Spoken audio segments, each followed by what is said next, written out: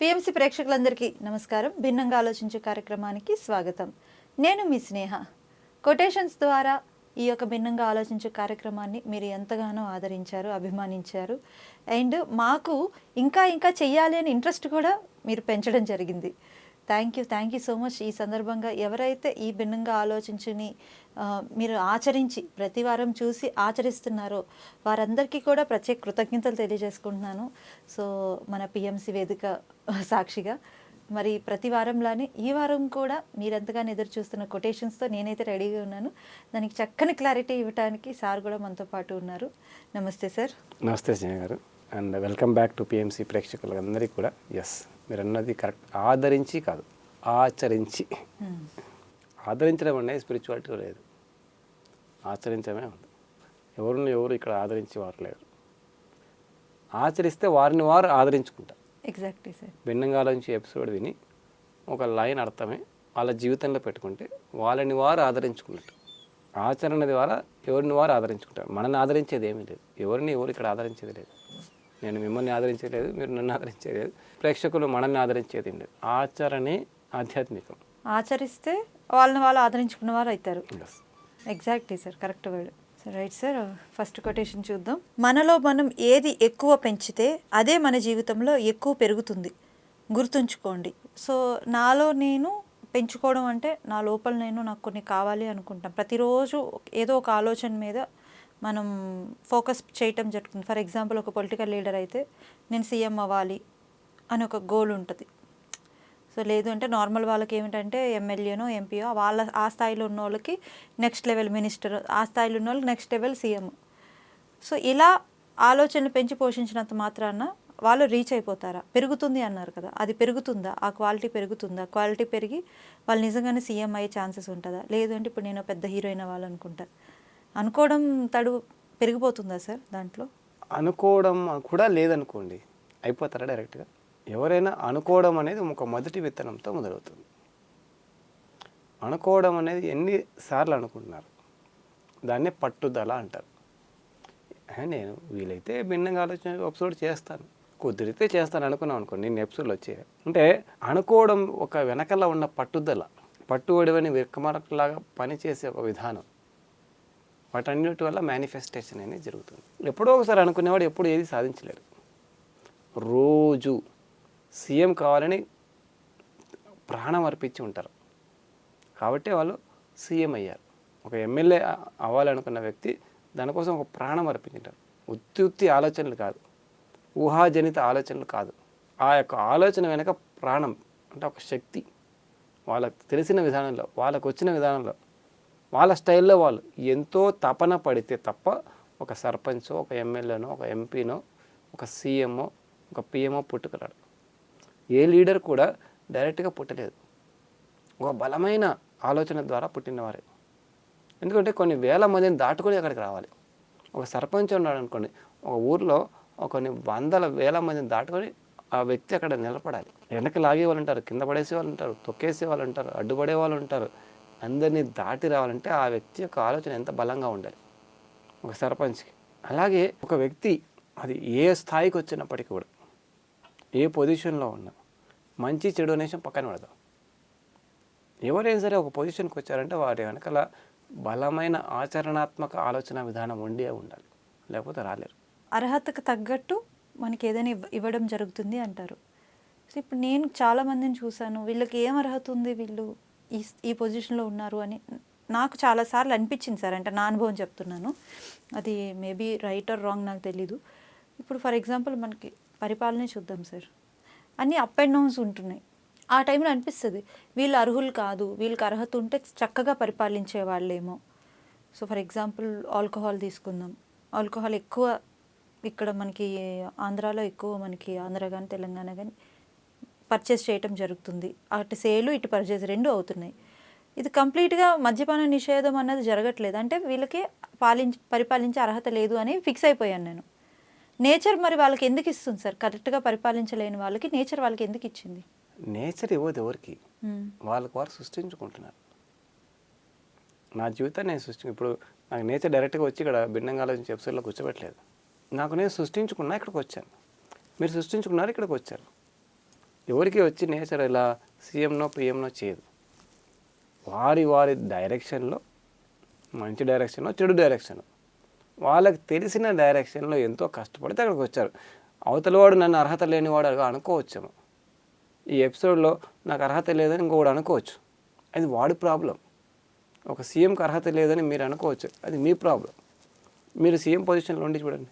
మనము అనుకుంటాం సీఎంలు పిఎంలు అర్హత లేనివారు అని. ఒక చిన్న ఇంట్లో ఒక అమ్మ ఒక ఇద్దరు పిల్లల్ని సముదాయించలేకపోతుంటుంది. ఇద్దరు పిల్లలు కొట్లాడుకుంటే ఒకడికి చాక్లెట్ ఇవ్వాలి, ఇంకొకటి చాక్లెట్ ఇవ్వాలి, పంచలేక ఏడుస్తూ ఉంటుంది. అలాంటిది ఒక లీడర్ అనేవాడు, ఒక పొలిటికల్ లీడర్ అనేవాడు ఎంతమందిని సాటిస్ఫై చేయగలుగుతాడు, ఎన్ని విషయాలను సాటిస్ఫై చేయగలుగుతాడు. ఒక చిన్న కుటుంబాన్నే మనం చూసుకోలేము. ఒక చిన్న కుటుంబంలో అమ్మను, నాన్నను, భార్యని, భర్తను, పిల్లల్నే సాటిస్ఫై చేయలేకపోతుంటే భార్యని సాటిస్ఫై చేస్తే అమ్మ తిడుతుంది, అమ్మని సాటిస్ఫై చేస్తే భార్య తిడుతుంది. ఒక పెద్ద కొడుకుని సాటిస్ఫై చేస్తే చిన్న కొడుకు తిడతాడు, చిన్న కొడుకు సాటిస్ఫై చేస్తే పెద్ద కొడుకు తిడతాడు. వాడి రిక్వైర్మెంట్లు వాడి. అలాంటి ఒక పొలిటికల్ లీడర్ అనేవాడు అందరినీ ఎలా సాటిస్ఫై చేయగలుగుతాడు? పొలిటికల్ లీడర్ కూడా ఒక మనిషే కదా. ఒక అమ్మనే తన సొంత పిల్లల్నే సాటిస్ఫై చేయలేదు, ఒక తండ్రి తన సొంత పిల్లల్ని సాటిస్ఫై చేయలేడు, భర్త భార్యను సాటిస్ఫై చేయలేడు, భార్య భర్తను సాటిస్ఫై చేయలేడు. కానీ ఒక లీడర్ మాత్రం అందరికీ తగిన విధంగా పరిపాలించాలని కోరుకుంటారు. ఎలా? How is it possible? Leader is also human being. కష్టపడి అంతవరకు ఎదిగాడు, బట్ నాట్ 100% ఐడియల్. చాలా రేర్గా ఎక్కడో రాముడి లాంటి వాడు వాళ్ళు, లేదంటే ఒక కృష్ణుడి లాంటి వాళ్ళు ఉంటారు. వాళ్ళని ఎగ్జాంపుల్గా తీసుకొని అందరూ పర్ఫెక్ట్ లీడర్స్ కావాలంటే మనం ఎంతవరకు పర్ఫెక్ట్? మనం మన ఇంట్లో వాళ్ళకు పర్ఫెక్టా? మనల్ని మనం ప్రశ్నించుకొని చూస్తే మనమే పర్ఫెక్ట్ కాదు. మనమే మన ఇంటిని పరిపాలించలేకపోతాం సరిగ్గా. మనం మన ఇంటికి సరిగ్గా పరిపాలించలేం, కానీ పక్కనోడు మాత్రం దేశాన్ని సరిగ్గా పరిపాలించాలి. ఎంత కష్టం అనేది మనం ఒకసారి ఆలోచించుకోవాలి. అప్పుడు వాళ్ళ మీద కూడా మనకు ఒక దయ, జాలి, కరుణ, ప్రేమ కలుగుతుంది. లీడర్స్ మీద కూడా. లీడర్స్ మనం ఇంకొక కోణంలో చూడడం మొదలు పెడతాం. అఫ్కోర్స్ తప్పులు ఉండొచ్చు, నేను తప్పులు లేవనట్లే, తప్పులు ఉండొచ్చు లీడర్స్లలో కూడా. కానీ తప్పులే లేని మనిషి ఎక్కడున్నాడు? ఇక్కడ తప్పులే లేని పొలిటీషియన్ ఉన్నాడా? తప్పులే లేని మనుషులు ఉన్నాడా? పోనీ మనం తప్పు చేయలేదా? నేను తప్పులు చేయలేదా? తప్పులు చేయనివాడు ఎక్కడున్నారు? ఎవరున్నారు? నేర్చుకుంటూ ఎదుగుతారు. ప్రతి మనిషి నేర్చుకుంటూ ఎదుగుతారు. ఓకే, తప్పు చేసింటే ఓటు వేయకండి. ఓటు వేసింది మీరే కదా, ఓటు వేసింది మనమే కదా. అంటే డబ్బులు ఇచ్చినప్పుడు కొంచెం వేయాలి కదా సార్. డబ్బులు ఇస్తే ఓటు వేశారు, మరి పరిపాలన ఎందుకు ఎక్స్పెక్ట్ చేస్తున్నారు? డబ్బులు ఇచ్చేసారు కదా. మనం డబ్బులు ఒక 1000 రూపాయలు డబ్బులు ఇచ్చేస్తే ఒక ఓటు వేసేసాము, అయిపోయింది కదా అకౌంట్. మళ్ళీ why are you expecting again మళ్ళీ మంచి పరిపాలన? పంచే సార్ ఇది. సో మనం డబ్బులతో అమ్మడిపోయాం, సెటిల్మెంట్ అయిపోయింది అక్కడ. అలాంటప్పుడు ఓటే వేయకండి, సరైన వ్యక్తిని చూసి ఓటు వేయండి. సో మన కర్మను మనమే అనుభవిస్తున్నాం. సార్ ఇక్కడ నేను ఒక ర్యాపిడ్ క్వశ్చన్ అడుగుతాను. మాట్లాడితే మనం కర్మ సిద్ధాంతం చేసిన దానికి అనుభవించాలని అంటూ ఉంటాం కదా. సో ఇక్కడ ర్యాపిడ్ క్వశ్చన్ ఏంటి అంటే, ఓట్కి నోట్ తీసుకోవడం మనం కర్మ చేసినట్ట? అంతే కదా, మనం అనుభవించట్లే. సరైన లీడర్ని ఎన్నుకోకుండా డబ్బులు తీసుకొని సరికాని పరిపాలన ఎదుర్కొంటున్నాం. అంటే మనమే తప్పు చేస్తున్నాం, మనమే తప్పు చేసి అవతలాడు మాత్రం మంచి చేయాలని కోరుకుంటున్నాం. How is it possible? మనం చేసేది తప్పు కాదు, అవతలాడు అతను చేసేది తప్ప. అంటే ఇప్పుడు ఏదైనా వస్తే తీసుకోవాలంటారు కదా సార్. పొలిటికల్ లీడర్ ద్వారా మాకు వచ్చింది కాబట్టి మేము తీసుకుంటున్నాం. అలాగైతే మిగతా కూడా తీసుకోండి. వాళ్ళు ఏమైనా చెడు పనులు చేస్తే కూడా తీసుకోండి. మంచి పనులే తీసుకుంటారా? లాభం వచ్చేది తీసుకుంటాం, మనకు నష్టం వచ్చేది తీసుకోమా?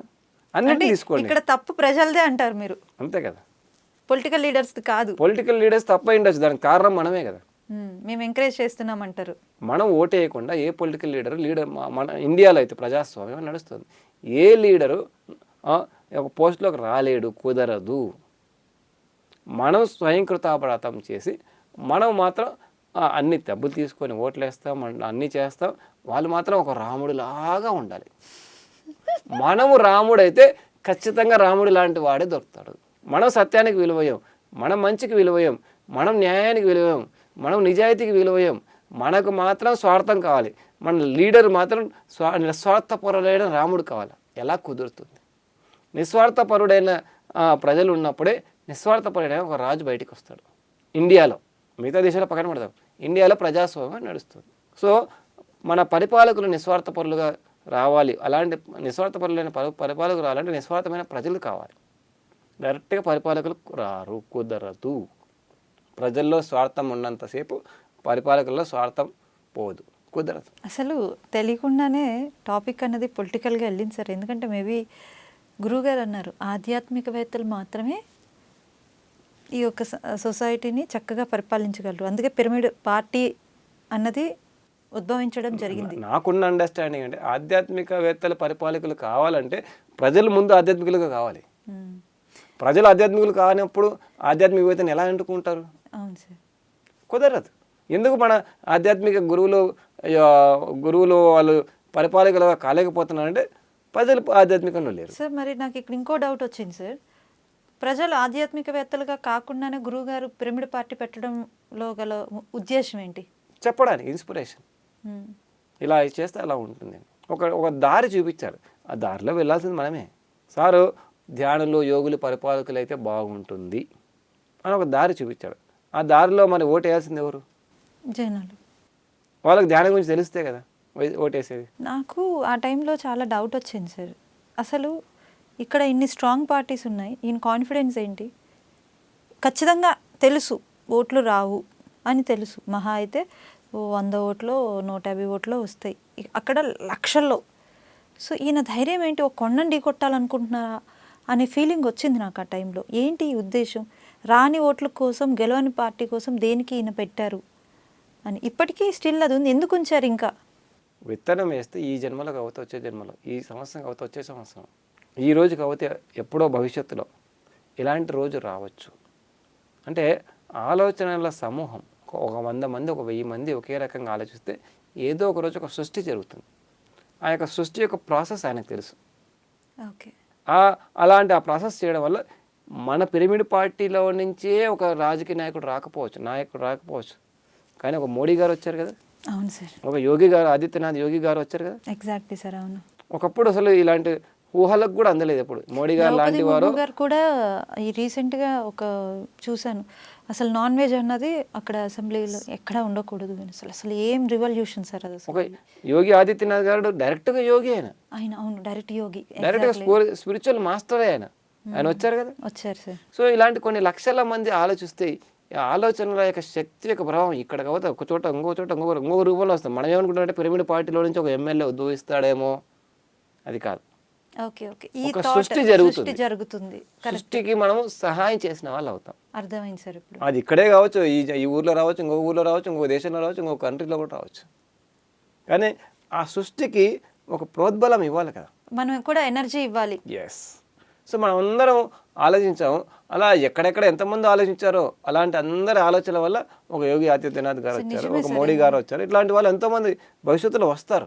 సార్కి ఆలోచన క్రియేట్ అయ్యి ఒక 15-16 ఇయర్స్ పైన అయిపోయింది కదా సార్. ఎస్. సో అంటే నాకు ఆ టైంలో, అంటే నా నాలెడ్జ్ ప్రకారం స్టిల్ ఇప్పటికి 24 ఇయర్స్ అయింది. 24 ఇయర్స్ 99లో సార్ స్టార్ట్ చేశారు. సో అప్పుడెప్పుడో ఆయన రిలీజ్ చేసిన థాట్ ఎంతో మంది ఆధ్యాత్మికవేత్తలుగా ఉన్న వాళ్ళకు ఒక ఎనర్జీగా యాడ్ అయింది. అంటే మనం యాడ్ చేస్తున్నాం అంతే. మనం నీళ్ళు వేస్తాం అంతే. ఏ మొక్క పెరుగుతుందో ఎవరికి తెలుసు? మనం పొలం దున్ని మంచి విత్తనాలు వేస్తాం, ఏ విత్తనం వస్తుందో ఎక్కడ వస్తుందో ఎవరికి తెలుసు? వేసుకుంటూ పోవాలి, పని చేసుకుంటూ పోతాం. ఫలితం మనకు తెలియదు. ఫలితం మనకు సంబంధించినది కాదు, ఎందుకంటే అది విశ్వ కళ్యాణానికి సంబంధించినది. మన ఒక్కరి వ్యక్తిగతం అయితే మన రియాలిటీ, ఇది టోటల్ ప్రపంచానికి సంబంధించిన రియాలిటీ. అది టోటల్ ప్రపంచానికి సంబంధించిన రియాలిటీ కొన్ని లక్షల మందికి అనుకుంటే, కోట్ల మంది అనుకుంటే మారుతుంది. మన రియాలిటీ మనం అనుకుంటే మారుతుంది. టోటల్ వరల్డ్ రియాలిటీ మారాలంటే వరల్డ్ అంతా కొన్ని అంటే తగినంత మంది అనుకుంటే ఖచ్చితంగా అవుతుంది. సూపర్ సార్, క్లారిటీ వచ్చింది. యాక్చువల్ నేను ఎప్పుడు ఇప్పటికి కూడా పిరమిడ్ పార్టీ నుంచి ఒక పర్సన్ వెళ్ళట్లేదు గవర్నమెంట్కి. ఈ రకంగానే ఆలోచించా. సార్ పెట్టారు కదా, మన వాళ్ళు ఒకరు వెళ్ళాలి కదా అసెంబ్లీకి, పార్లమెంట్కి ఒకరు వెళ్ళాలి కదా, వెళ్ళట్లేదు, ఎందుకు పెట్టారు అనే ఆలోచన, డౌట్ ఉంది నాకు. అది క్లియర్ అయింది. స్వార్థం అవుతుంది. సార్కి స్వార్థం లేదు కదా. అవును సార్, కరెక్ట్. సార్ స్వార్థం అంటే డైరెక్ట్గా ఆయనే ఎమ్మెల్యేగా నిలబడేవాడు. ఆయన నిలబడితే ఖచ్చితంగా ఎక్కడ చోట గెలిచేవాడు కదా. గెలిచేస్తారు. అవును. ఆయన ఎందుకు నిలబడలేదు? గాంధీ నిలబడలేదు, ఈయన నిలబడలేదు. చాలామంది నిజమైన విత్తనాలు వేసేవారు నిలబడరు.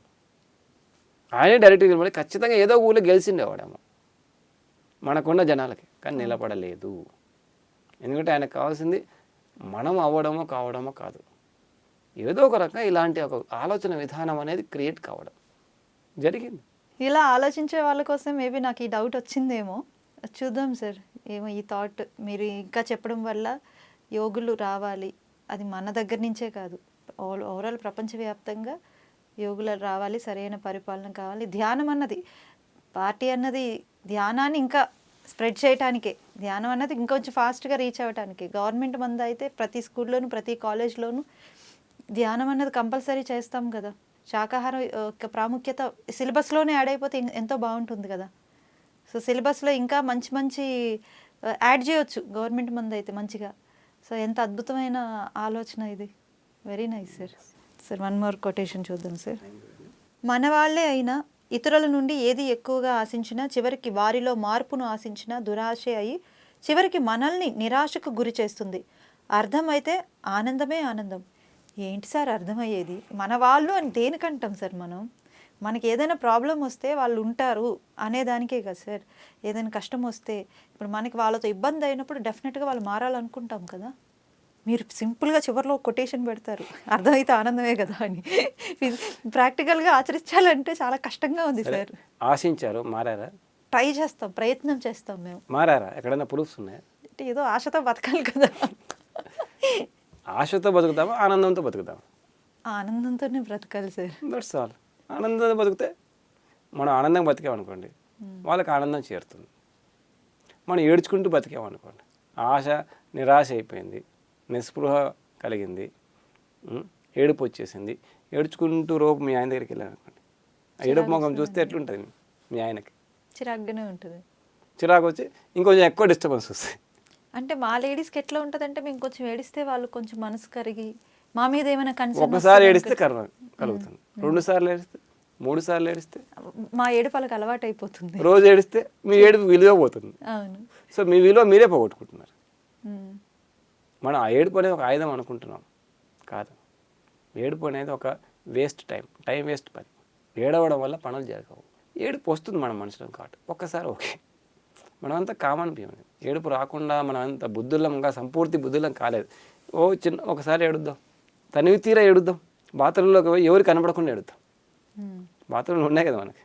సో బాత్రూంలో పోయి ఆనందంగా ఏడుద్దాం. ఏడుద్దన్నాడు, ఏడుపులో కూడా ఆనందంగా ఏడవచ్చు, కానీ జనాలకు కనపడకుండా. ఎందుకంటే మీరు ఒకరోజు ఏడిచారు, 2 రోజులు ఏడుస్తారు, 3 రోజులు, 3వ రోజు తర్వాత మీ ఏడుపుకి విలువ పోతుంది. అవును సార్. సో మనం ఎందుకు మరి విలువ పోగొట్టుకోవాలి? ఎందుకు విలువ తగ్గించుకోవాలి? ఆనందంగా ఉంటే ముఖం ఎప్పుడు కలకలలాడుతుంటుంది. ఏం ఫేరులో అవసరం లేదు, మేకప్ అవసరం లేదు, ఎంత మెరిసిపోతుంటుందో అని వాళ్ళే మన దగ్గరకు వస్తారు. వాళ్ళని అట్రాక్ట్ చేద్దామా, లాగుదామా చూసుకోవాలి. ఏది సరైన ఆలోచన విధానం, ఏది సరైన విధానం. సో ఏదైనా చేయొచ్చు. ఏడ్చి గోల పెట్టి మనం ఏదైనా డిస్టర్బ్ చేసుకోవచ్చు. లేదు, ఆనందంగా నవ్వుతూ, ఆనందంగా ఉంటూ, ఆనందాన్ని పంచుతూ, ఆనందాన్ని పెంచుతూ ఎలాగైనా చేయొచ్చు. అంతా మన చాయిస్, మన వే, మన లైఫ్ స్టైల్. చాలామంది ఏడ్చే సాధించుకుంటారు. ఇప్పుడు మీ మాట ఓకే సార్. కొంతమంది ఏంటి అంటే ఎక్కువ అడిగి అడిగి అడిగి విసిగిపోయినాక కొంచెం మొండిగా ఏడ్చి సాధించుకునే వాళ్ళు కూడా ఉంటారు. సో మరి వాళ్ళు సక్సెస్ అయినట్టే కదా ఓ విధంగా చెప్పాలంటే. టెంపరీ.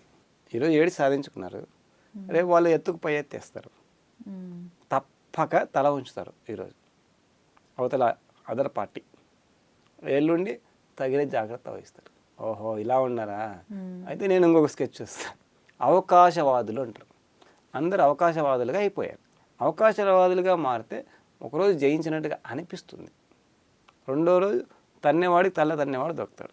వాడికి ఇంకొక ఆలోచన దొరుకుతుంది. మనల్ని ఎట్లా టిట్ ఫాట్ టాట్, దెబ్బకు దెబ్బ, ఎప్పుడెప్పుడు దెబ్బ కొడదామో అది చూస్తుంటారు. మనం ఎక్కడన్నా వీక్ పడిన దగ్గర వేసి కొడతారు. ఆనందంగా మనతో ఉండడం ఇంపార్టెంటా, ఏడుస్తూ తప్పక ఒక జైల్లో వేసినట్టు ప్రేమ ఖైదీలాగా ఉండడం ఇంపార్టెంట్.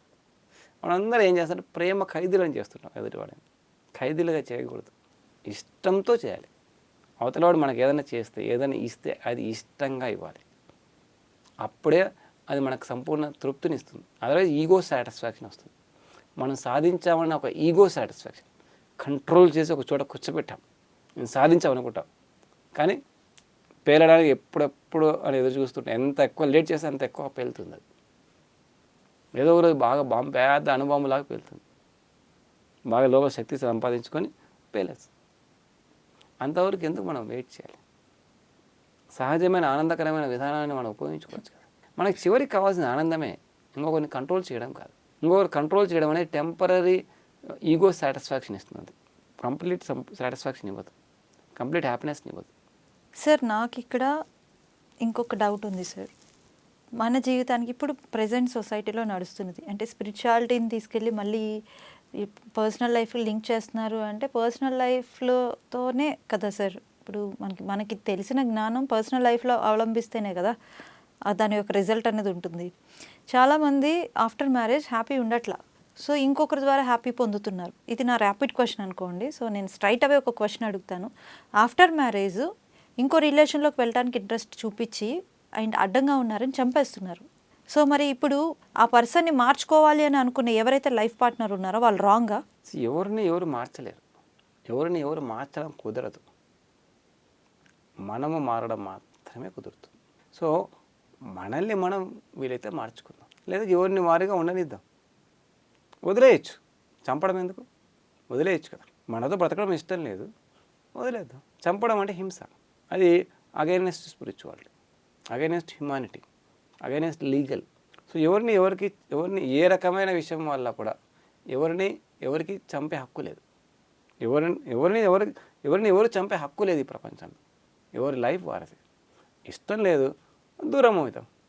మనసున్న చోట మదిలి, కాదన చాలా బాధలి. నా పేరు బికారి, నా దారి ఏడారి, ప్రతిసారి పాడేవాడు. ఇష్టం లేదు, బాయ్ బాయ్. చంపుకోవడం వరకు ఎందుకు వెళ్ళాలి? చంపుకోవడం అనేది జంతు లక్షణం, తన్నుకోవడం జంతు లక్షణం, హింసించుకోవడం జంతు లక్షణం. అది against spirituality, against humanity, against hour legal, అంటే మన లీగల్ ప్రకారం కూడా అగైనెస్ట్. అంటే సార్ ఇప్పుడు వదిలేయమంటారా, మార్చుకోవద్దంటారా? ఇప్పుడు నా లైఫ్ పార్ట్నర్ ఎవరో మారకపోతే వదిలేద్దాం. మార్చుకోవద్దంటారా? అయితే ఎలా మారుస్తారు? ఏమైనా బొమ్మన? పిండి అయితే మనం మార్చుకోవచ్చు. రబ్బరు బొమ్మ కాదు మనిషి. ఇన్స్పైర్ చేయొచ్చు, మార్చడం జరగదు. ఎవరిని ఇన్స్పైర్ చేయొచ్చు. ఆర్ కొంతమంది పెద్ద మనుషుల మధ్యలో కూర్చోబెట్టి అర్థమయ్యేటట్టు అవగాహన కల్పించవచ్చు. ఆ అవగాహన కలిగితే తనకు తానుగా మారుతారు. అందుకే పూర్వకాలం పెద్దరాడిలాగా కూర్చొని పెద్దలంతా కూర్చొని అవగాహన కల్పించేవాళ్ళు. మనకు గుర్తుంటే పెద్దలందరూ రచ్చబండ దగ్గర కూర్చొని, బాబు నాయన ఇది కాదు, ఇది కాదు, ఇది ఏది మంచి ఏది చెడు అని అవగాహన కల్పించేవారు. అవునా అవునా అని వాళ్ళు అవగాహన కలిగిన వాళ్ళు మారుతారు. అవగాహన ఎలా కలుగుతుంది? సరైన వ్యక్తి చెప్పడం ద్వారా కలుగుతుంది, సరైన విధానాల్లో చెప్పడం ద్వారా కలుగుతుంది. మీరు నేను చెప్పడం వల్ల అందరికీ అవగాహన కలగకపోవచ్చు. బాగా అవగాహన కలిగిన వ్యక్తి చెప్తే వింటాడు ఒక వ్యక్తి. పెద్ద డాడీ చెప్తే వింటాడు, చిన్న డాడీ చెప్తే వింటాడు. దానికి సరైన హోదా, సరైన జ్ఞానం, సరైన అవగాహన ఉన్న వ్యక్తి సరైన విధానంలో చెబితే వినొచ్చేమో, మారొచ్చేమో, ఎవరు తెలుసు. ఇలా మారిన సందర్భాలు ఎన్నో ఉన్నాయి. ఎన్నో ఫ్యామిలీస్లో డైవోర్స్ వరకు వెళ్ళకుండా మారిన వాళ్ళు ఎంతోమంది ఉన్నారు. అలాగే జీవితకాలం జీవించిన వాళ్ళు ఎంతోమంది ఉన్నారు. మీరు అన్నట్టుగా డైవోర్స్ కేసెస్ తక్కువ ఉన్నాయి. మన ఇండియాలో కలిసిన లైఫ్లో ఎక్కువ ఉన్నాయి అవగాహన వల్ల. ఎవరి దగ్గర నుంచి మన అనుకున్న వాళ్ళైనా కూడా ఏది ఎక్స్పెక్ట్ చేయొద్దు అంటారు? ఏ మార్పు ఎక్స్పెక్ట్ చేయకూడదు. వీలైనంతవరకు మనం పాటించడంలో ఉండాలి. మనం పాటించడంలో ఉంటే ఏదో ఒక రోజు మారడా మనిషి. వీలైనంత ఎక్కువగా పాటిస్తూ పోతాం. అదే permanent solution. So present now డేస్లో ఇప్పుడు పిల్లల్ని చదివించాలంటే చాలా ఖర్చుతో కూడుకున్న విషయం. అంటే ఎక్స్పెక్టేషన్స్ మార్పు అనేది పక్కన పెట్టండి సార్. హస్బెండ్ తీసుకొచ్చే శాలరీ సరిపోదు. హస్బెండ్ ఏంటి అంటే ఇది ఉంటే చాలు అనుకుంటారు. వైఫ్లో ఏంటి అంటే సార్ నేను రీసెంట్గా చూసిన కేసుల కోసం మాట్లాడుతున్నా. వైఫ్లో ఏంటి అంటే ఈయన ఈ పని చేసి సాటిస్ఫై అయిపోతున్నారు, కానీ మాకు పిల్లలు పుట్టాక ఖర్చులు పెరిగింది, బట్ దీని పని పెంచట్లేదు, ఏం చేయాలి? ఆ హస్బెండ్కి చెప్తే వినట్లేదు. ఇప్పుడు వైఫ్ మారాలా? వైఫ్ ఆలోచన మంచిదే కదా సార్, పిల్లలకి చదివించాలి, ఎక్స్ట్రా ఖర్చులు.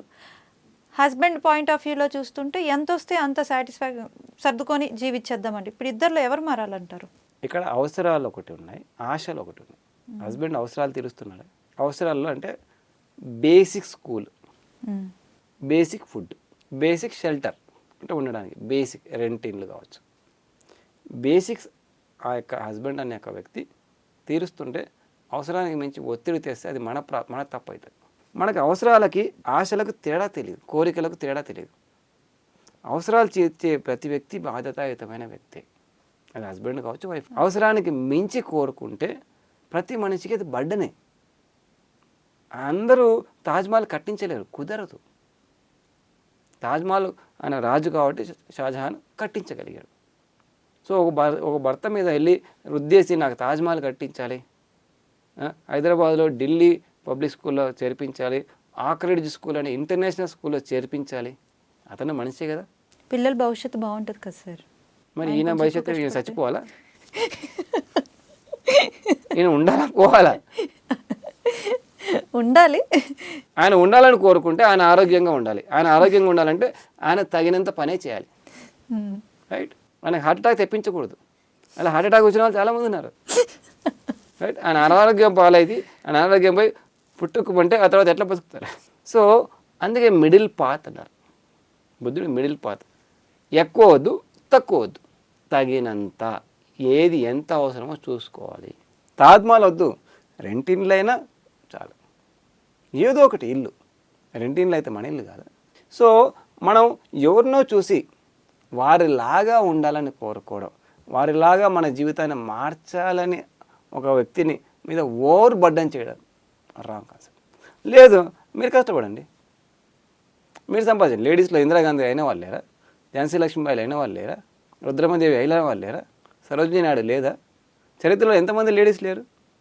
మగవాడే సంపాదించాలి, మగవాడే పెంచాలి, మగవాడే స్కూల్ చేయాలి, మగవాడే అన్నీ చేయాలని ఎక్కడైనా రాసి పెట్టిందా? ఇప్పుడున్న సొసైటీలో మగ ఆడ లేదు, తేడా లేదు. ఆయనకు అంత తెలివి లేదు అనుకోండి, మగవాడికి అంత తెలివి లేదు, అంత జ్ఞానము లేదు, అంత టాలెంట్ లేదు. ఆడవాళ్ళు చేయండి. ఆడవాళ్ళు ఎవరైనా అడ్డుకుంటున్నారా? ఆడవాళ్ళని అడ్డుకుంటే తప్పు. నేను వెళ్ళి ఉద్యోగం చేస్తాను, నేను వెళ్ళి సంపాదిస్తాను, నేను వెళ్ళి అన్ని కోరికలు తీర్చేస్తాను హ్యాపీగా, అయినా అడ్డుకుంటే అతనిలో తప్పు. మీరు కష్టపడతాను, మీరు సాధిస్తానంటే అడ్డుకుంటే అప్పుడు మగవాడి తప్పు అవుతుంది. అప్పుడు నేను ఒప్పుకుంటా, వీడు మేల్ డామినేటెడ్ ఈగో పర్సన్. మీకు ఫ్రీడమ్ ఇచ్చారు, మీరు చేయండి, కష్టపడండి. చాలామంది ఒక షాప్ పెట్టుకొని భార్యాభర్త ఇద్దరు షాప్లో పని చేస్తారు. చాలామంది చూశాను నేను. అమెరికాకి వెళ్తే ఇద్దరు పని చేస్తుంటారు జాబ్. చేయండి, నీ కోరికలు ఎక్కువ ఉంటే మీరు కూడా కష్టపడండి. దానికి తగిన సహాయం చేయాలి. అవతలోని కోరికలు తీర్చమని చెప్పడం రాంగ్ కాన్సెప్ట్. దానికి తగిన విధమైన వర్క్ చేయడం, కలిసి పని చేయడం right way. Super sir. So మొత్తం మీదకి ఎక్స్పెక్టేషన్స్ ఏదైతే హస్బెండ్ శాలరీ మీద ఎక్కువ ఉందో, సో వాళ్ళు ముందు బేసిక్గా ఆలోచించాలి. ఆలోచన విధానం మార్చుకుంటే అంతా మారుతుంది అని చాలా చక్కగా చెప్పారు. Thank you sir, thank you so much. Once again చాలా అద్భుతమైన జ్ఞానాన్ని మీ ద్వారా తీసుకుంటూ జీవితంలో రియలైజేషన్స్ అన్నీ చాలా చక్కగా జరుగుతున్నాయి మాకు. Thank you so much once again sir. Thank you very much. PMC ప్రేక్షకులకు, సాధకులకు, పిఎంసి మేనేజ్మెంట్కి, ఇక్కడ ఉన్న గురువు గారికి. చూశారు కదా, చక్కని కాన్వర్జేషన్ ఈరోజు. సో ఎన్నో రియలైజేషన్స్ మధ్య చాలా చక్కగా అద్భుతంగా జరిగింది భిన్నంగా ఆలోచించు కార్యక్రమం. ఇది ఇవాల్టి భిన్నంగా ఆలోచించు. మరొక కార్యక్రమంలో మళ్ళీ కలుసుకుందాం. అంతవరకు సెలవు. చూస్తూనే ఉండండి పిఎంసి ఛానల్.